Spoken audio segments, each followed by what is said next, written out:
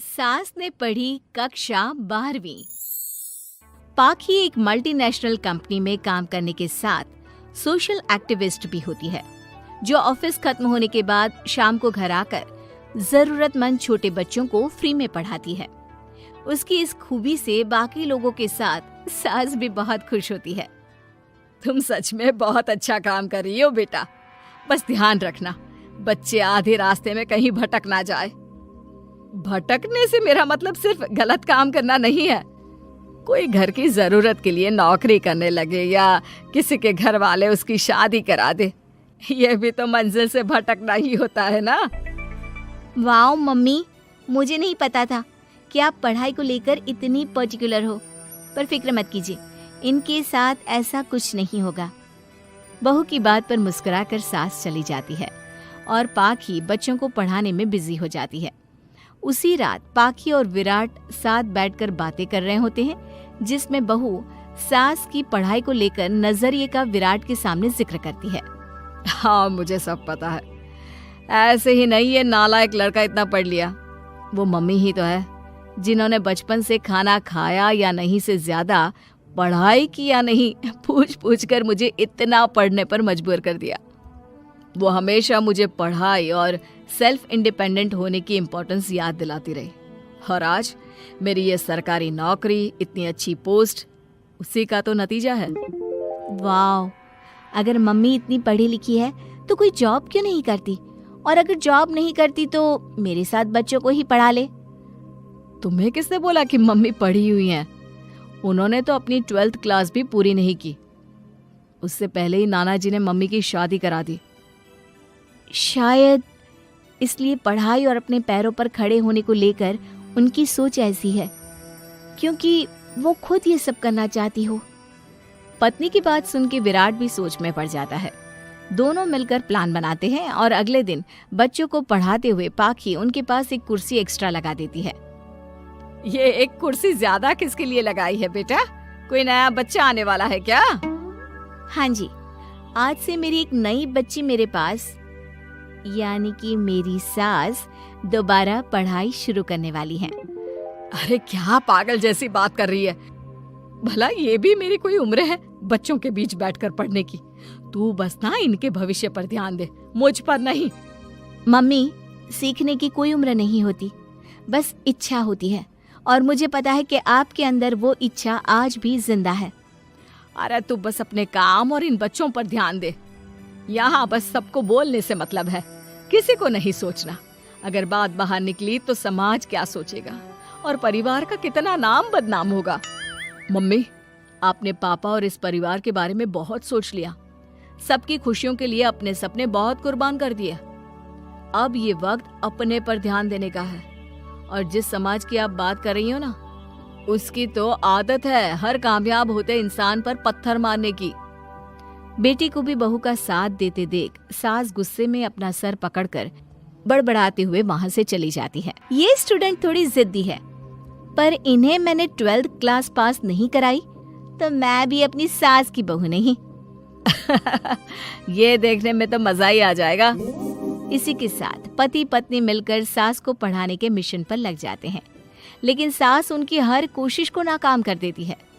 एक शाम विराट अपनी मम्मी के लिए 12th क्लास की बुक्स लेकर आता है, जिन्हें देखकर इस बार सास का गुस्सा उन दोनों पर मानो फूट ही पड़ता है। अरे तुम दोनों का दिमाग खराब हो गया है क्या, जो ये बेवजह की जिद पकड़े बैठ गए हो? मैंने एक बार बोल दिया ना, मुझे कोई पढ़ाई नहीं करनी। इसके बाद मेरी पढ़ाई को लेकर मुझे घर में कोई जिक्र नहीं चाहिए। पोता पोती पकड़ने की उम्र में किताबें पकड़ूंगी तो अच्छी लगूंगी क्या? अरे परिवार का मजाक बन जाएगा। मम्मी, पोते पोती आप पढ़ने के बाद भी तो खिला सकती हो। और रही मजाक बनाने वाले लोगों की बात, तो उनके पास खुद का कोई सपना होता नहीं, इसलिए दूसरों की उड़ान रोकने की कोशिश करते रहते हैं। बस एक बार माँ, आप कोशिश तो करो। अगर अच्छा नहीं लगा तो हम दोबारा कभी नहीं बोलेंगे। बेटे की बात सुनकर माँ सोच में पड़ जाती है और ये सोचती है कि थोड़े दिन पढ़ लेती हूँ और उसके बाद पढ़ने में अच्छा नहीं लग रहा ये बोलकर मना कर दूंगी। ऐसी प्लानिंग बनाकर वो पढ़ने के लिए तैयार हो जाती है।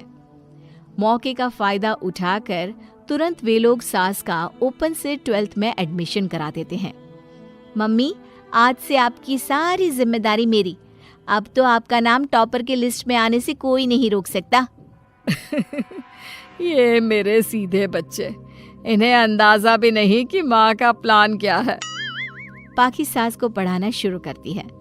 दिन बीतते हैं जिसमें धीरे धीरे सास भी कंफर्टेबल होने लगती है, लेकिन फिर पाखी एक सब्जेक्ट पढ़ने के लिए ट्यूशन जाने का सजेशन देती है, जिस पर बहुत गुस्सा, ड्रामा करने और पाखी के लाख बार मनाने के बाद एक बार फिर सास तैयार हो जाती है। थैंक यू मम्मी, आपको नहीं पता कि आपका 12th क्लास पढ़ना हम दोनों के लिए कितना ज़रूरी है। अब ये सिर्फ आपका नहीं, हमारा सपना भी बन गया है। बहू की बात सुनकर सास अपने प्लान को लेकर सोच में पड़ जाती है। अगले दिन पाखी सास के साथ उन्हें ट्यूशन छोड़ने जा रही होती है, जहाँ रास्ते में पड़ोस की कुछ औरतें बैठी मिलती हैं। अरे वाह विराट की मम्मी, तुम्हारा इस उम्र में पढ़ाई का कौन सा भूत जाग गया? बहू को बोलो कि पोता पोती दे दे और बच्चों के साथ खेलो। अरे क्या उनके बीच बैठकर अपनी खिल्ली उड़वाने चल पड़ी? आंटी जी, जब सरकार या भगवान ने सीखने की कोई उम्र नहीं रखी तो आपको क्या दिक्कत है? अरे देखो तो जरा, बहू की जुबान कैसे कैंची जैसी चल रही है। अब सास घर संभालने की जगह इन सब चीजों पर ध्यान रखेगी तो बहू के तो ये हाल होने ही है ना। देखा बहू, इसलिए बोलती थी, अरे खाली दिमाग वालों से बहस नहीं करनी चाहिए, क्योंकि वो जब भी मुंह खोलेंगे गू ही बोलेंगे। उदाहरण तो तुमने अभी देख लिया। वैसे बहन, मैं तो अपना सपना पूरा कर लूंगी, लेकिन क्या यहाँ बैठकर पंचायत करने के अलावा तुम लोगों का कोई दूसरा सपना भी है? सारी औरतें चुप हो जाती हैं और सास बहू चले जाते हैं। अब सास के अंदर पढ़ने की इच्छा जाग उठती है और वो अपना प्लान छोड़ मन लगाकर पढ़ाई करना शुरू कर देती है। देखते ही देखते 1 साल बीतता है और बोर्ड एग्जाम शुरू हो जाते हैं। मम्मी, एग्जाम के लिए जाने से पहले जल्दी से ये दही शक्कर खा लो। अरे चल पागल, ये सब बच्चों के लिए होता है। अभी आप भी हमारे लिए स्कूल में एग्जाम देने वाली बच्ची ही तो हो। बच्चों का प्यार देखकर सासू माँ खुश हो जाती है और दही शक्कर खाकर विराट के साथ घर से निकल जाती है, जो मम्मी को एग्जाम सेंटर पर छोड़ ऑफिस चला जाता है। इसी तरह समय बीतता है और एग्जाम खत्म होने के बाद देखते ही देखते रिजल्ट भी आ जाता है। मेरी टॉपर माँ, तुमने तो तहलका मचा दिया। हर तरफ तुम्हारे ही चर्चे हैं। घर वाले ये खुशी मना रहे होते हैं कि वही औरतें उनके घर आती हैं। अरे पंचायत की टोली, आज मेरे घर कैसे? बस तुम्हें सॉरी और थैंक यू बोलने आए हैं। उस दिन तुम्हारी बातों और आज तुम्हारे काम ने हमें ये सिखाया कि सपने पूरे करने की कोई उम्र नहीं होती।